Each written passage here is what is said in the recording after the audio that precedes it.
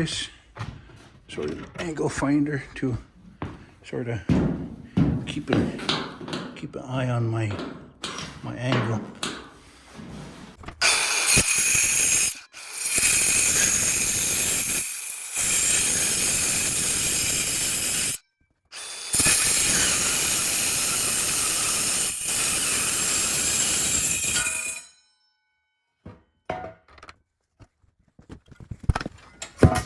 Okay, here it is.